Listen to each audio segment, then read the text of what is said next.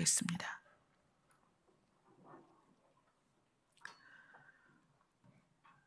우리의 찬양을 받으실 만한 분은 하나님밖에 없습니다. 이 땅의 모든 생명이 모든 이름 위에 뛰어난 이름이신 예수 그리스도를 찬양케 하여 주옵소서. 예수님 이름으로 기도드리옵나이다. 아멘. 말씀 보겠습니다. 말씀은 누가복음 4장 16절에서 20절까지 말씀 보겠습니다.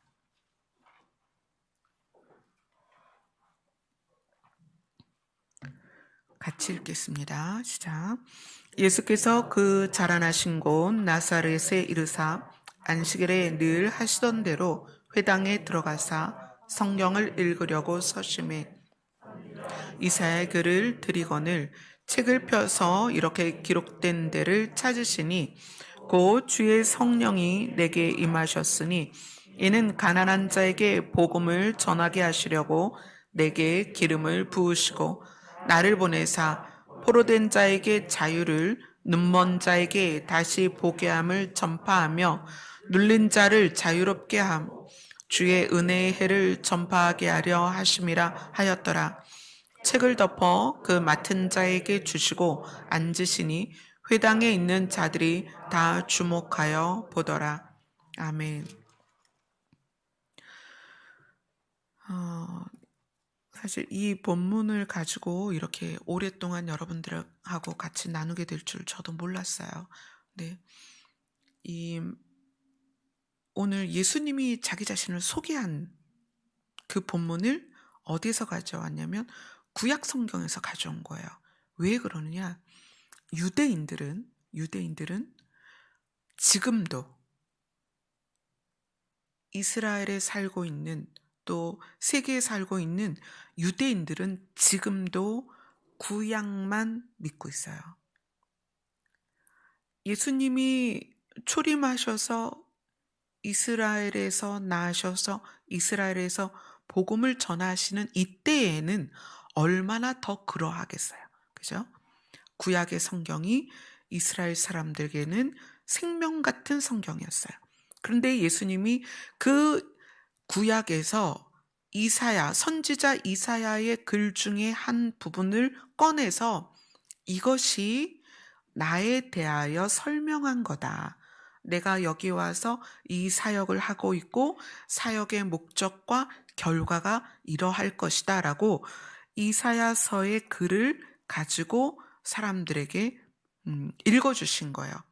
사람들은 예수님이 읽어주신 그 부분을 어떻게 설명하실까 주목하여 예수님을 바라보고 있습니다. 예수님이 자기 자신을 이사야의 글 가운데 어떤 부분을 가지고 설명을 하셨냐면 오늘 본문 보니까 주의 성령은 하나님의 영이시잖아요. 성령이 나에게 임하셨다. 예수님 자기 자신을 향해서 말하는 거예요. 나에게 임하셨다. 왜냐하면 가난한 자에게 복음을 전하게 하시려고 나에게 임했다. 여기서의 가난한 자는 물질적인 가난도 들어있지만 예수님은 사실 산상수훈에서 그렇게 말씀하세요. 심령이 가난한 자는 복이 있나니 천국이 그들의 것이 될 것이다. 그래서 여기에서의 가난한 자는 마음의 가난한 자를 말하는 거예요. 마음이 슬프고 아프고 어떤 것으로도 채울 수 없는 그러한 가난한 자에게 복음을 전하게 하려고 하나님이 나에게 임했다. 예수님이 지금 설명하는 거예요. 그리고 내가 이 복음을 전할 수 있는 신분이 되게 하려고 어떻게 했다? 기름을 부었다. 그래서 예수님이 일반인이었는데 일반인이었다는 게 신이 아니었다는 게 아니라 자격을 부여했다는 것을 분명하게 알려주는 거예요. 성령이 나에게 임하셔서 복음을 전하게 하려고 기름을 부어서 내가 복음을 전할 수 있는 신분이 되었다. 그리고 기름을 부었다는 것은 신분뿐만 아니라 성분이 변했다. 그죠? 기름이 들어간 것과 들어가지 않은 건 성분 자체가 다르잖아요.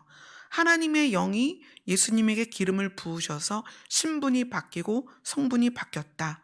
그래서 내가 오늘 복음을 전하는데 이 복음의 내용이 뭐냐면, 이 복음을 가지고 나를 보내셔서 이 복음을 전하게 하셨는데 이 복음의 내용이 뭐냐면 포로된 자에게 자유를 주는 복음이다. 이렇게 얘기해요.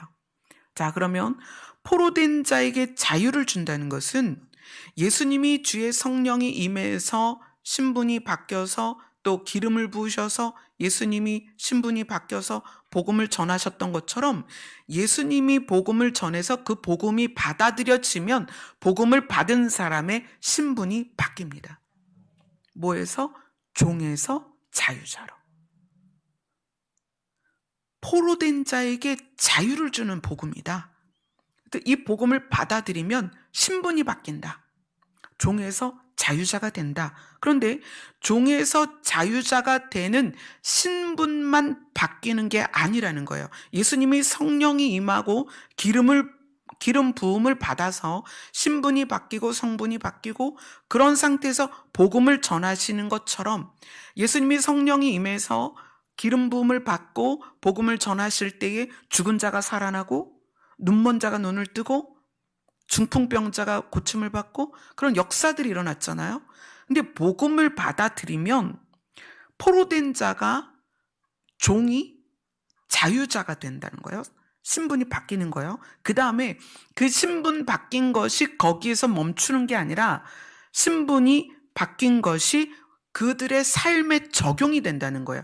그래서 어떻게 되냐면 눈먼 자에게 다시 보게 함을, 그 다음에 눌린 자를 자유롭게 하고, 그죠?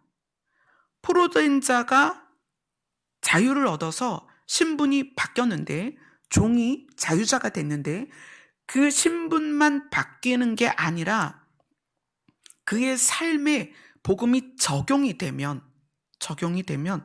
눈먼 자가 다시 보게 될 거라는 거예요.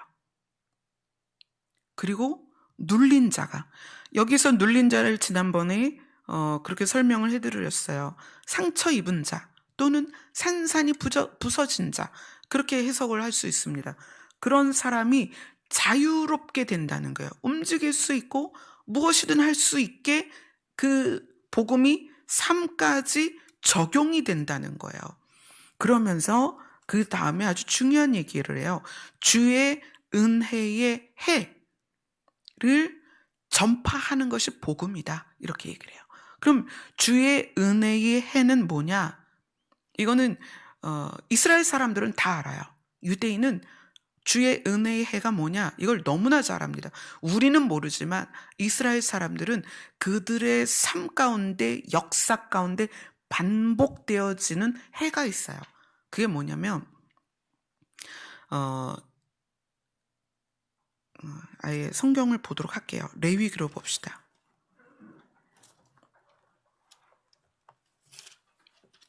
레위기 25장으로 갑니다.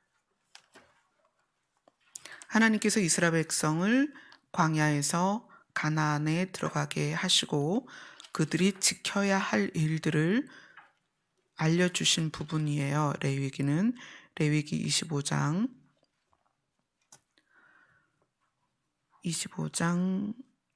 4절을 같이 읽겠습니다. 시작. 일곱째 해에는 그 땅이 쉬어 안식하게 할지니 여호와께 대한 안식이라. 너는 그 밭에 파종하거나 포도원을 가꾸지 말며. 하나님께서 이스라엘 자손을 그 가나안에 들어가게 하시고 뭐라고 얘기하냐면 너는 6년 동안 그 밭에 파종하며 6년 동안 포도원을 가꾸어 그 소출을 거둘 것이나, 그 다음에 일곱 번째 해에는 그 땅이 쉬어야 된다. 그래서 그것을 안식이라고 표현하세요. 땅이 쉬어야 되니까 안식할 수 있도록 안식할 수 있도록 그 땅에 밭에 파종하거나 포도원을 가꾸지 마라. 그래요. 이것을 안식년 이렇게 불러요. 그래서 6년 동안 밭을 갈고 파종하고 포도원을 가꾸지만 7년째 되는 해에는 하지 말라. 안식하는 해고 그 땅이 쉬어야 된다. 여기서 이제 목적은 땅을 쉬게 하는 거예요. 그리고 나서 지금 레위기 25장 보고 있죠? 10절을 보겠습니다. 시작.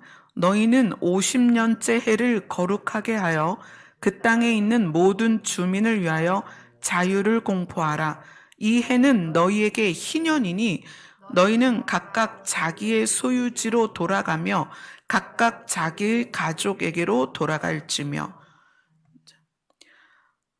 6년까지 파종하고 포도원을 가꾸고 소출을 얻는데 7년째에는 안식년을 두고 땅을 쉬게 해요. 그런데 안식년에 땅을 쉬게 하는데 땅을 쉬게 하니까 누구도 자연스럽게 쉴까요? 사람도 쉬는 거예요. 하나님이 땅을 쉬게 하지만 그 땅을 쉬게 하기 위해서 사람도 쉬게 돼요. 근데 이 주체가 땅이지 사람은 아니라는 거예요. 지금은 이게 바뀌어서 안식년 그래가지고 사람들이 쉬는데 사실은 하나님이 이 안식년의 의미는 사실 땅을 쉬게 하는 거예요. 그래서 땅을 쉬게 하려니까 사람이 쉬는 거죠.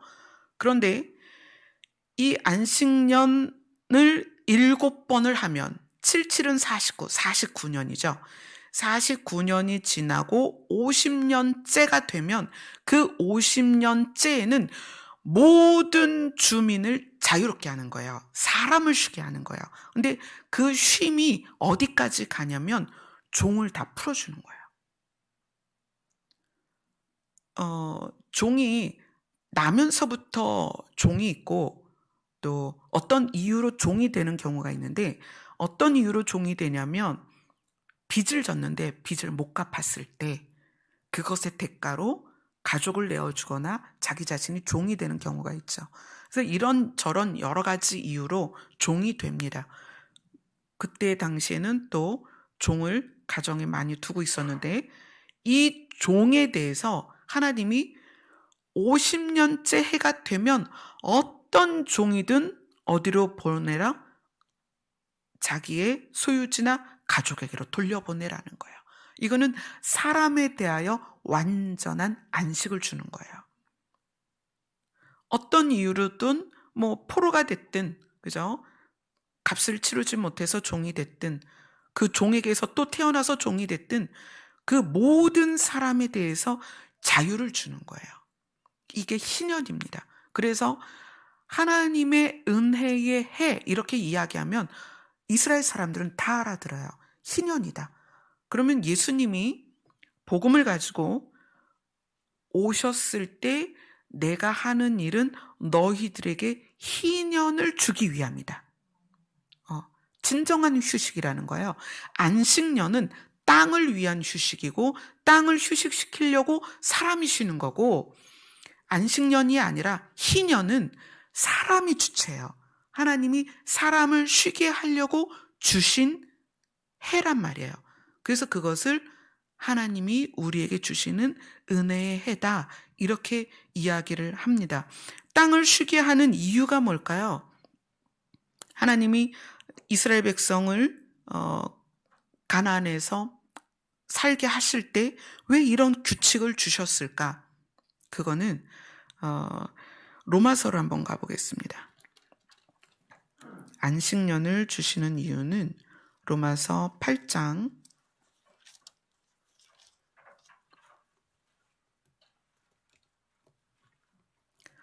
18절부터 22절까지입니다. 같이 읽겠습니다. 시작. 생각한 건대 현재의 고난은 장차 우리에게 나타날 영광과 비교할 수 없도다. 피조물이 고대하는 바는 하나님의 아들들이 나타나는 것이니 피조물이 허무한데 굴복하는 것은 자기 뜻이 아니요 오직 굴복하게 하시는 이로 말미암음이니라. 그 바라는 것은 피조물도 썩어짐의 종노릇한 데서 해방되어 하나님의 자녀들의 영광의 자유에 이르는 것이니라. 피조물이 다 이제까지 함께 탄식하며 함께 고통을 겪고 있는 것을 우리가 아느니라.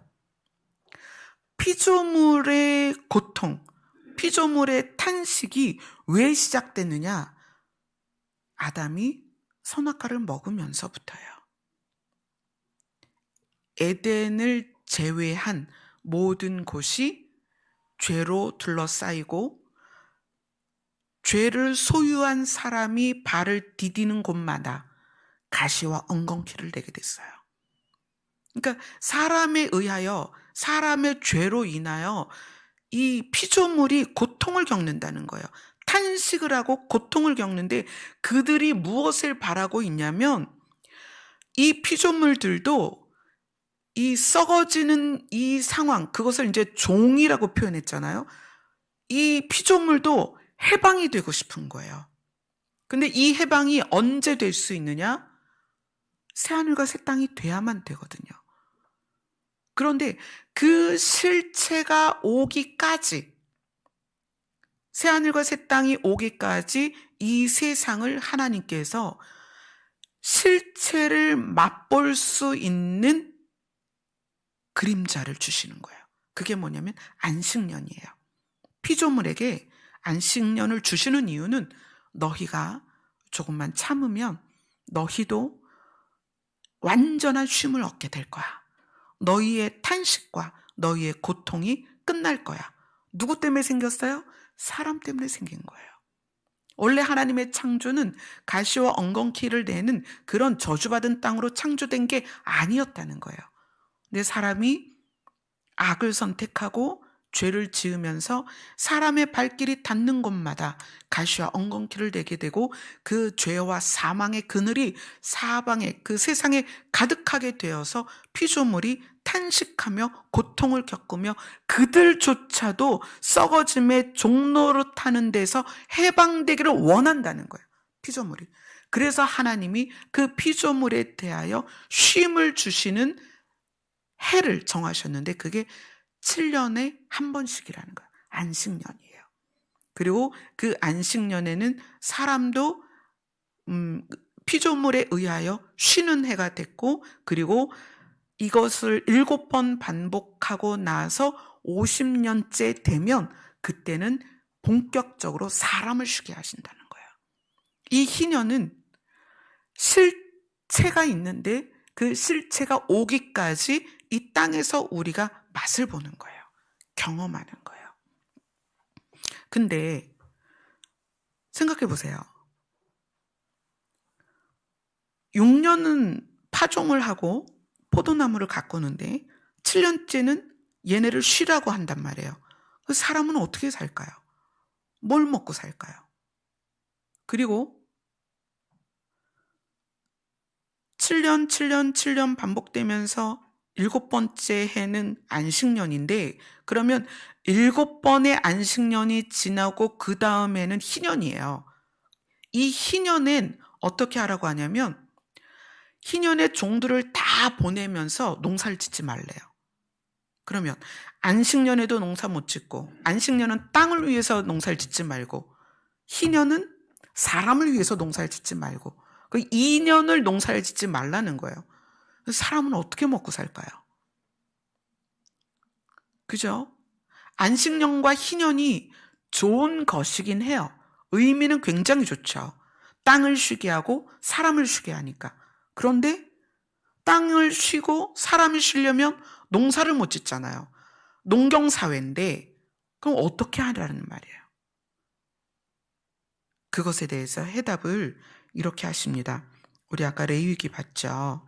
레위기 25장으로 갑니다. 레위기 25장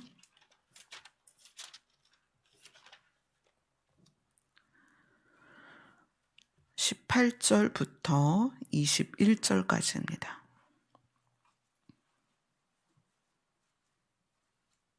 레위기 25장 18절부터 21절까지입니다. 같이 읽겠습니다. 시작. 너희는 내 규례를 행하며 내 법도를 지켜 행하라. 그리하면 너희가 그 땅에 안전하게 거주할 것이라.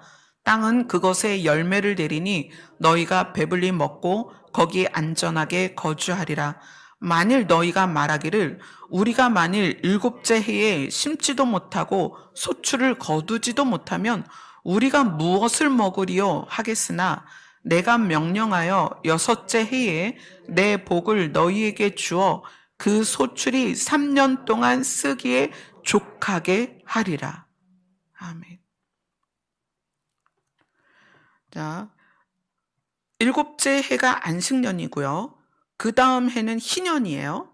그죠? 50년 중에서 49해째는 안식년이고 50년째는 희년이에요. 그러면 49, 52, 2년 동안은 소출을 우리가 거둘 수가 없단 말이에요.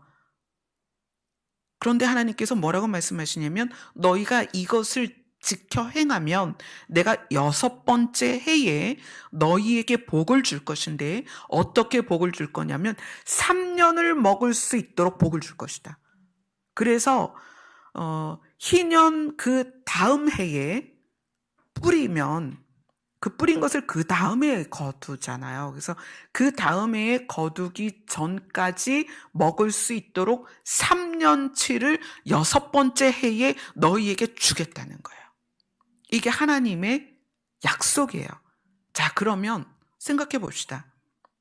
안식년과 희년이 있는 49해째와 50년째를 맞이하는 이스라엘 백성이 이것을 으로 맞이하려면 여기에 대한 믿음이 있어야 된다는 거예요.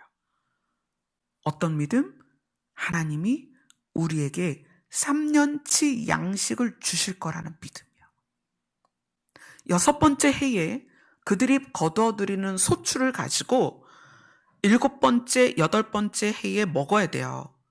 그리고 아홉 번째 해에 씨를 뿌려서 파종을 그 다음 해에 거둘 거니까 그 소출이 나올 때까지는 이걸로 먹어야 되는데 이것에 대해서 믿음이 없으면 여섯 번째 해에 거둔 걸 가지고 계속 불안한 거예요. 일곱 번째 해에도 불안하고 여덟 번째 해에도 불안하고 내가 이걸 가지고 다음 소출을 얻을 때까지 먹고 살 수 있을까? 하나님이 주시는 은혜는 믿음으로 누립니다. 하나님은 가지고 계시고 우리에게 주시기로 약속하셨어요. 그런데 주시기로 약속하신 것을 주실 것인데 주시기까지의 시간, 그것을 우리가 못 견딘다는 거예요. 불안해하고 두려워하고 근심하고 걱정하고 그것이 내 눈앞에 나타나기까지 우리가 조바심을 낸다는 거예요. 하나님은 약속하셨습니다. 자, 이것이 우리에게 주는 의미는 우리의 진짜 희년은 새하늘과 새 땅입니다. 우리는 그곳으로 가야 하고 시편은 우리가 가야 할 그 땅에 대해서 뭐라고 표현하냐면 산자들의 땅이다 이렇게 표현을 해요. 우리는 그곳으로 가야 됩니다. 거기로 가는 것이 은혜의 해입니다. 근데 그 과정이 우리에게 너무나 많은 일들이 있다는 거예요. 근데 그 많은 일들 가운데에서 우리가 하나님의 약속을 신뢰하지 않으면 우리는 조바심 나고 두렵고 걱정하고 근심하고 하면서 어떻게 하냐면 하나님이 여섯 번째 해에 복을 주셔서 3년 동안 쓰기에 부족함이 없는 소출을 주실 것임에도 불구하고 내가 내 손으로 무언가를 한다는 거예요. 안식년과 희년을 범하게 되는 거예요. 무엇 때문에? 하나님의 약속을 신뢰하지 않기 때문에. 제가 하나님의 약속을 어떻게 신뢰할 수 있는지 이제 그 이해를 보여드리도록 하겠습니다. 호세아서를 가겠습니다.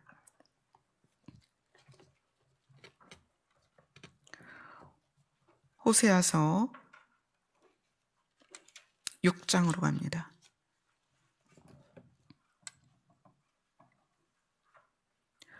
호세아서 6장 1절과 2절입니다. 같이 읽겠습니다. 시작. 오라, 우리가 여호와께로 돌아가자. 여호와께서 우리를 찢으셨으나 도로 낫게 하실 것이요 우리를 치셨으나 싸매어 주실 것임이라. 여호와께서 이틀 후에 우리를 살리시며 셋째 날에 우리를 일으키시리니 우리가 그의 앞에 살리라. 이 말씀은 사실은 좀 더 풀어서 읽어야 됩니다. 왜냐하면 호세아는 이 호세아 6장 1절 2절을 우리라는 표현을 했지만 여기에는 조금 더 상세한 설명이 필요해요. 왜냐하면 이것이 예수 그리스도를 예표한 말씀이기 때문이에요. 호세아가 이것을 썼을 때에는 본인들의 고백이었지만 예수님이 초림하셔서 그의 생애를 보니까 이 호세아서에서 호세아가 말한 그의 고백이 예수님에게 그대로 적용됐단 말이에요. 그래서 예수님이 초림하신 것을 지나온 우리 세대는 이 호세아서 6장 1절 2절을 어떻게 읽어야 되냐면, 이제 제가 읽어드릴게요. 제가 읽는 거를 들으면서 본문을 보세요. 오라, 우리가 여호와께로 돌아가자. 여호와께서 우리를 위하여 예수님을 대신 찢으셨으나 예수님을 도로 낫게 하셨다. 우리를 대신하여 예수님을 치셨으나 예수님을 싸매어 주셨다.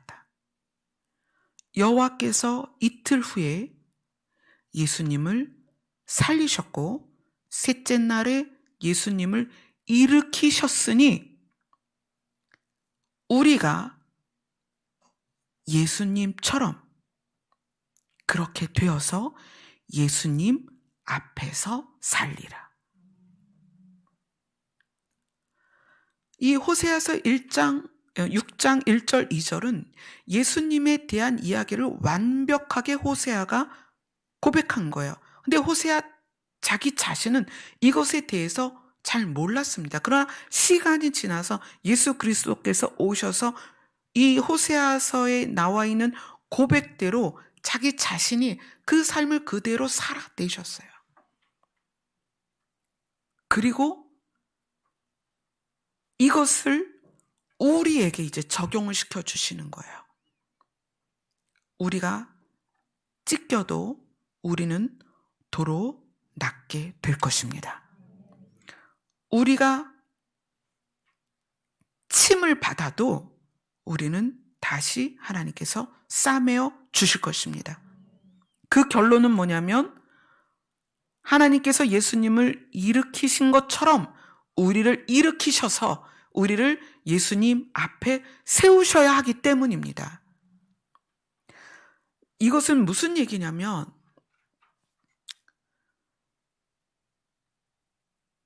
하나님이 아담을 처음에 아담이 에덴에서 행복하게 살 때는 괜찮았어요. 근데 아담이 선악과를 먹고 나서 그 안에 죄가 들어오면서 이 죄는 사실 부끄러운 거예요. 사람들이 죄를 언제 짓죠? 밤에, 남들 안 볼 때, 은밀하게, 들키지 않으려고 CCTV를 피하죠. 왜 그래요? 죄는 수치스럽기 때문에 그래요. 그래서 아담에게 선악과를 먹고 나서 가장 먼저 들어온 게 수치심이에요. 그런데 그 수치심을 느낀 아담에게 창세기 3장을 마무리할 때 하나님께서 어떻게 하시냐면 하나님께서 아담과 하와에게 손수 가죽 옷을 지어 입히시더라. 이렇게 나와요.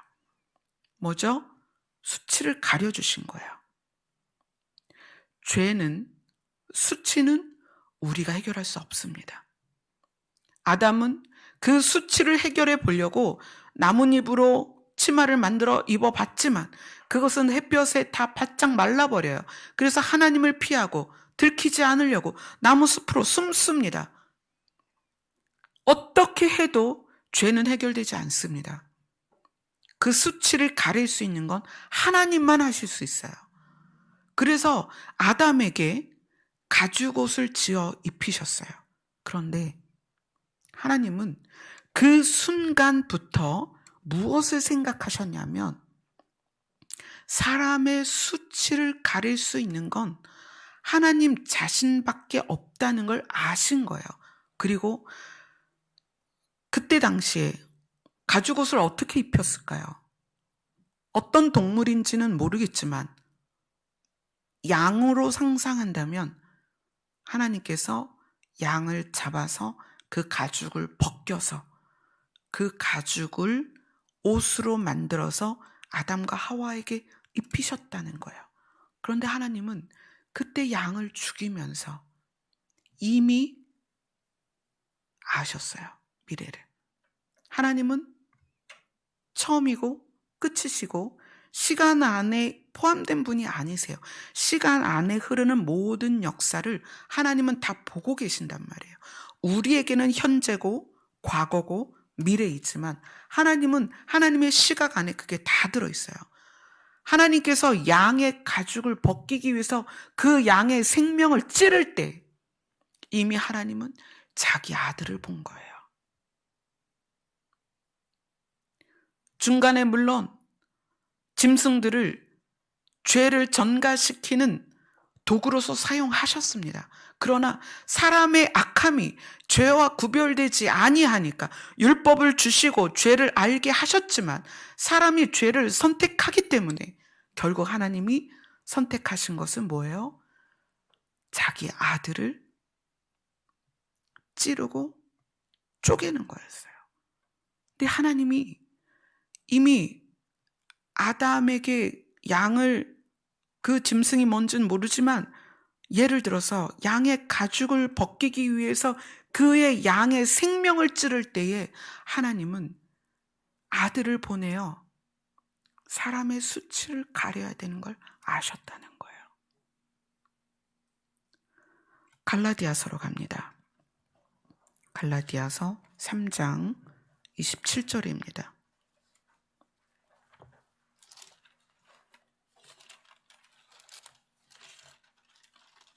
갈라디아서 3장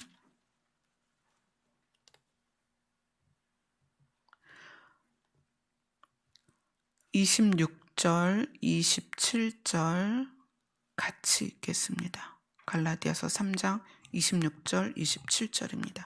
시작.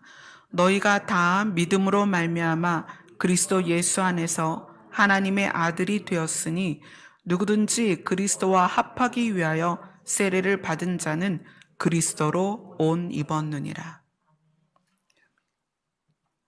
하나님께서 아담에게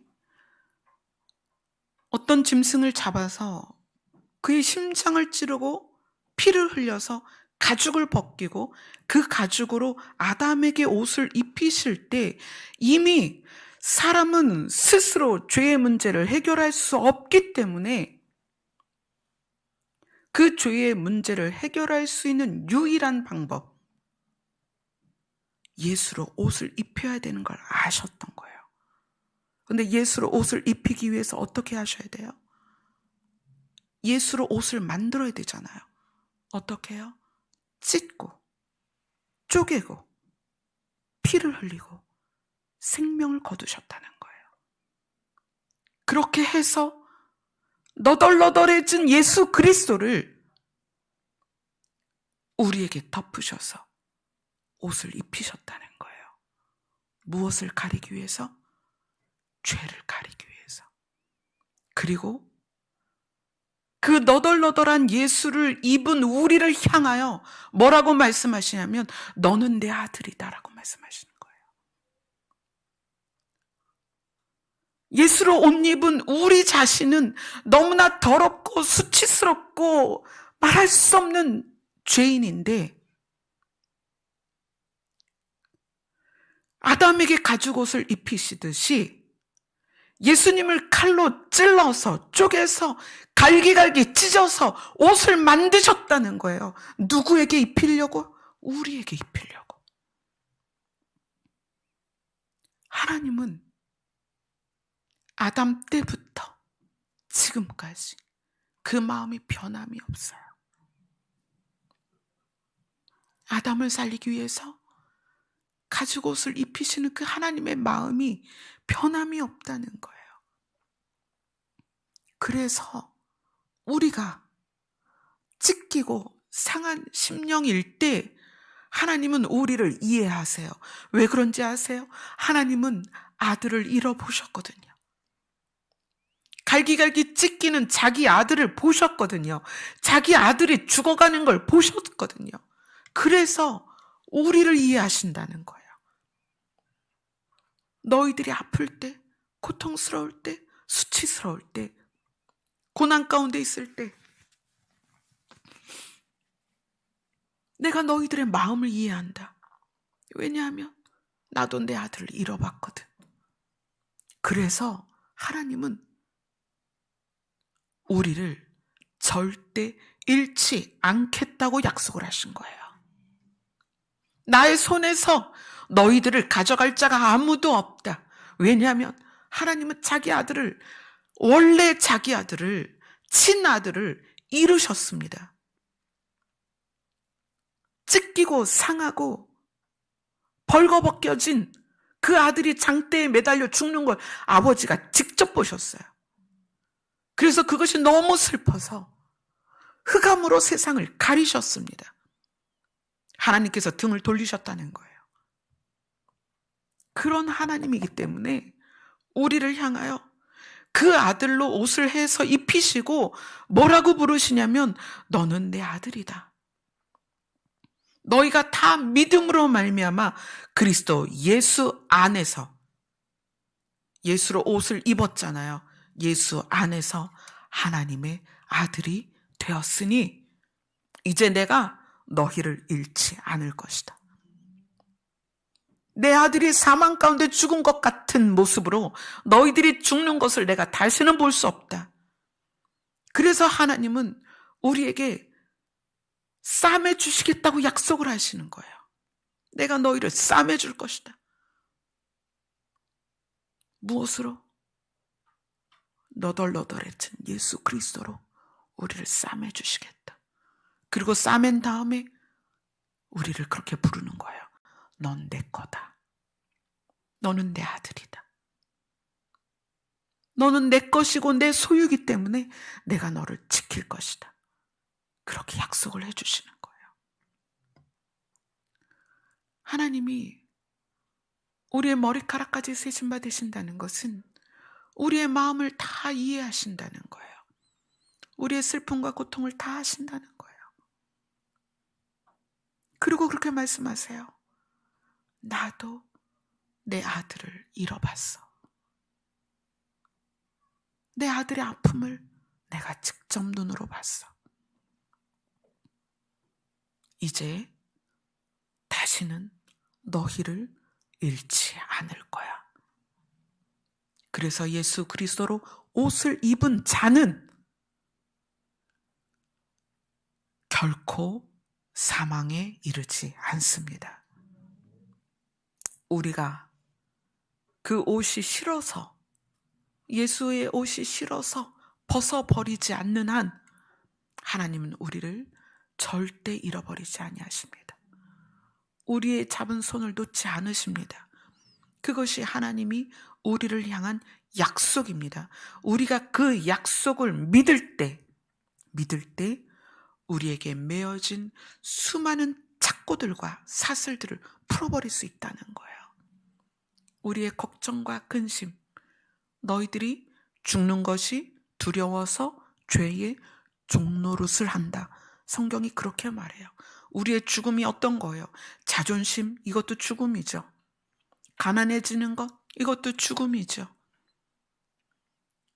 우리가 남들과 비교될 때 그때 느껴지는 감정들이 다 죽음이에요. 그러나 세상은 그 죽는 게 무서워서, 그 죽는 게 싫어서 죄를 지으며 미워하며 원망하며 자기가 어떻게 하든 자기의 수치를 가리려고 하지만 우리는 그럴 필요가 없다는 거예요. 우리의 수치를 예수님이 가려주셨습니다. 우리는 예수 그리스도로 옷을 입었기 때문입니다. 그러나 진정한 희년이 오기 전까지 안식년과 희년이 반복됐던 이스라엘의 역사처럼 우리에게 예수 그리스도로 옷을 입었으나 우리의 과거의 삶이 계속 반복이 돼요. 상처받고, 그죠? 많은 일에 상처받고, 자존심 상하고, 화가 나고. 여러분이 마음이 찢길 때 이제 예수님이 싸매 주시기를 기다리셨으면 좋겠습니다. 근데 그걸 어떻게 기다려야 되느냐? 여러분들이 사람들과의 갈등이나 부모, 형제 또는 자녀 갈등이 여러 방향에서 있을 수 있죠. 그런 갈등이 있을 때 마음이 굉장히 불편하죠. 마음이 굉장히 불편하고 화가 날 수 있어요. 그런데 그 갈등이 일어날 때 그 화를 상대에게 표현을 하고 상대에게서 문제를 찾으면 예수님께서 우리를 싸매 주실 수가 없어요. 이건 내가 노력하는 거잖아요. 그 다음에 고난이 유익이다라고 말한다면 그게 이제 성경에 그렇게 나오니까 아이들이 성장할 때 매년 옷을 바꿔야 하는 이유는 옷이 작아서 그래요. 예전에 영화에서 두 얼굴을 가진 사나이 보면 화가 나면 헐크로 변하면 옷이 다 찢어지잖아요. 우리의 마음이 찢길 때가 있어요. 우리의 마음이 찢기는 그 상황은 우리의 마음 안에 내부가 공간이 좁아서 그래요. 이게 지금 넓어지려고 마음이 찢기는 고통이 있거든요. 근데 이때에 이것을 너 때문이야. 네가 이렇게 말해서 네가 이렇게 행동해서 내가 이렇게 화가 나는 거야. 이렇게 하면 내 내면에 내 그릇이 커지질 않아요. 그런 갈등을 가지고 내 안에서 내가 이것을 왜 갈등으로 느낄까? 내가 왜 이것 때문에 자존심이 상할까? 내가 이것 때문에 왜 상처를 받을까? 이것을 묵상을 해야 돼요. 그리고 이것을 예수님 앞에 가져가야 돼요. 예수님, 제가 오늘 누구랑 대화를 했는데 자존심이 너무 상했어요. 예수님, 제가 오늘 누구랑 어떤 일을 하는데 너무 무시당하는 느낌이었어요. 그럴 수 있죠. 그런 경험들이 우리에게는 자주 있습니다. 그럴 때 그것을 쟤 너무 나쁜 애야. 쟤 때문에 내가 열받아 못 살겠어. 그러면 내 내면은 그대로예요. 찢고 나와야 되는데 못 나온단 말이에요. 그럴 때 어떻게 해라? 왜 나는 지금 이것 때문에 무시당한다고 느낄까? 나는 지금 이 상황에서 왜 자존심이 상할까? 지금 나는 이 상황에서 왜 이렇게 두려울까? 지금 이 상황에서 나는 왜 이렇게 수치스러울까? 이것을 내가 내 안에서 찾으면서 어떻게 해야 된다? 예수 그리스도께 그걸 가지고 가야 돼요. 그래야 예수님 자신이 옷이 되셔서 우리를 싸매 주신단 말이에요. 성경에 생명싸개라는 말이 있어요. 예수님이 생명이시기 때문에 그분이 우리를 감싸 주셔야 우리에게 생명이 있는 거예요. 이거를 타인에게서 해결하려고 하지 마세요. 문제를 다른 곳에서 찾지 마세요. 이거는 이제 우리 일상에서 있는 삶 가운데서 적용할 부분이지만 이제 크게 예수님이 우리에게 주시는 자유의 복음은 희년을 위해서다. 근데 그 희년이 무엇이냐면 실제적인 실체가 있는 희년인데 그것이 어디다? 새하늘과 새 땅이다. 그곳에는 어둠도 없고 슬픔도 없고 아픔도 없고 고난도 없고 모든 피조물과 사람이 완전히 안식을 누리는 곳입니다. 예수님의 복음은 그것을 주기 위한 복음입니다. 아멘. 우리의 마음이 찢어질 때 예수님께서 우리를 생명싸개로 싸매 주신다는 것을 기억하세요. 그리고 이 복음이 무엇을 위해서 우리에게 주어졌는지, 예수님이 이 복음을 왜 가져오셨는지를 늘 기억하시면서 나의 있는 이 모든 문제를 예수님 앞에 가져갈 때 마음이 찢기고 상하고 그러한 상황에서 반드시 예수님이 우리를 싸매 주실 것입니다. 하나님께서 가죽옷을 아담에게 입히시듯이 우리를 예수 그리스도로 입혀 주실 것입니다. 아멘. 기도하겠습니다.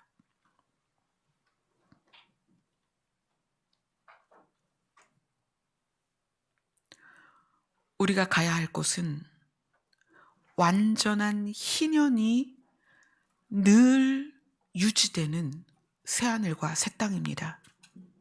그곳으로 가기 위하여 우리는 이 땅을 지나가야 합니다. 이 땅을 지나가는 동안에 하나님께서는 우리를 결코 버리지 아니하십니다. 예수 그리스도로 온 입은 우리는 하나님의 자녀가 된 것을 믿음으로 누릴 수 있게 하여 주시옵소서. 예수님 이름으로 기도드리옵나이다. 아멘.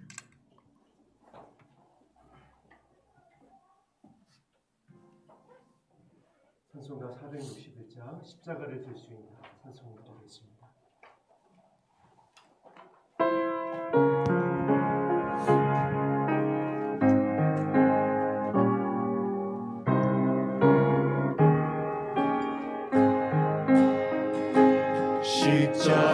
십자가를 질 수 있나 주가 물어보실 때 주께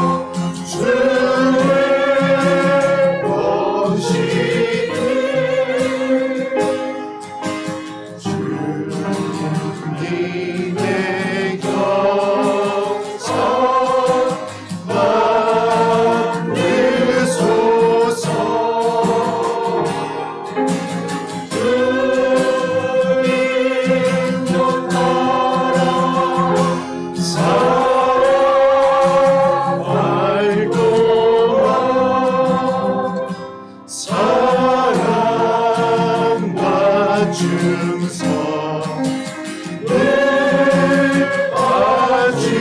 아지오리다. 걱정 근심 얻은 그는 너를 둘러 덮을 때 주께 내어 맡기겠나. 죄우승 믿음 우리의 심령은 주님의 것입니다.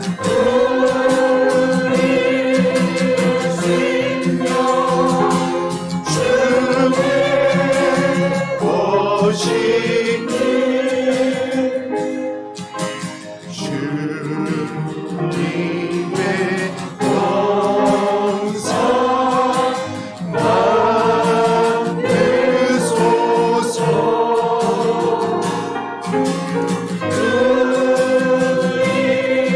영광 받으소서. 날 동안 사랑과 증서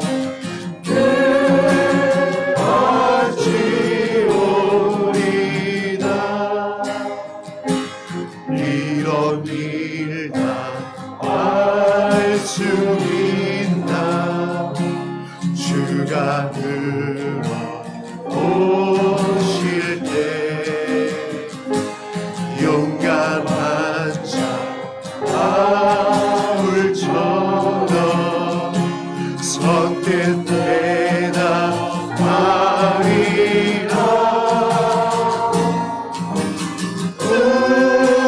우리의 심령 주의 오시니 주님의 영광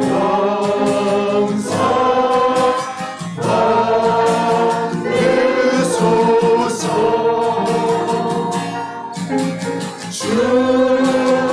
주님도 따라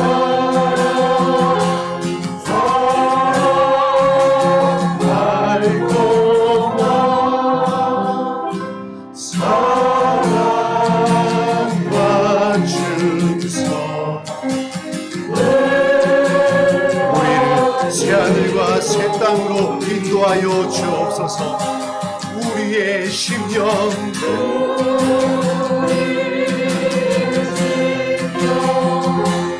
주의 오시니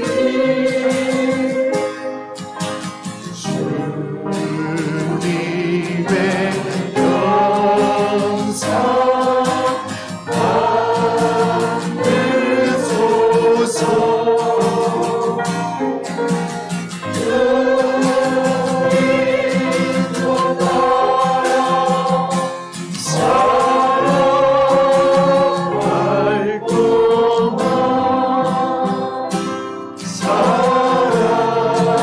사랑과 증서 우리를 쌍려주시는 그리스도의 사랑을 고백합니다.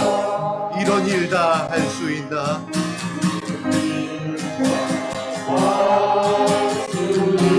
주가 물어보십니다.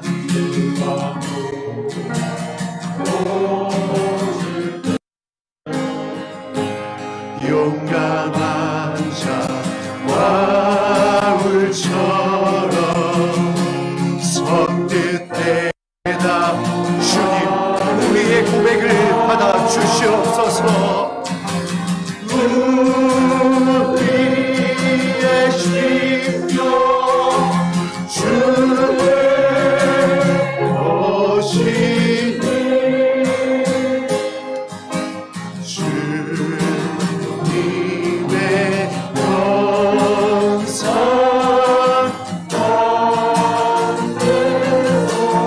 아멘. 주인도 따라서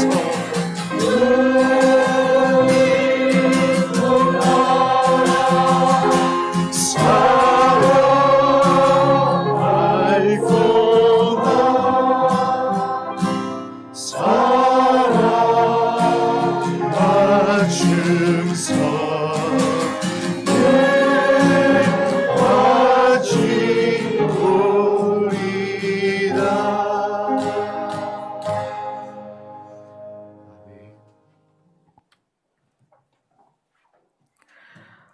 하나님께서 성경에 우리가 사람을 대하는 자세를 이렇게 얘기하셨습니다.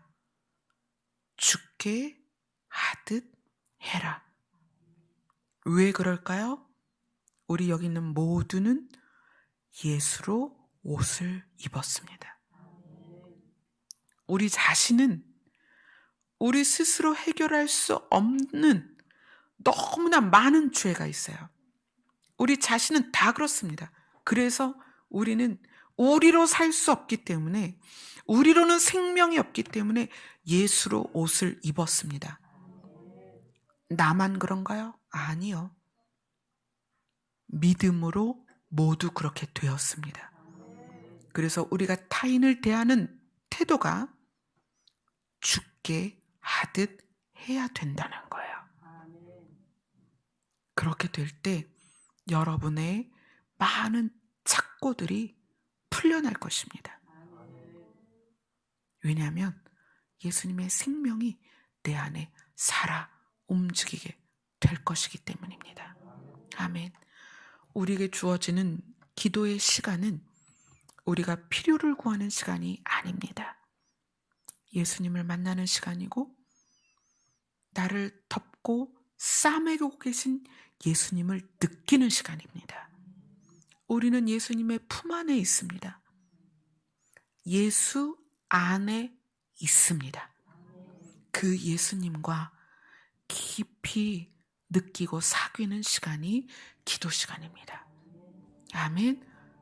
오늘 특히 더 우리를 싸매주시는 예수님을 더 깊이 느끼는 시간이 되시기를 소망합니다. 기도하겠습니다.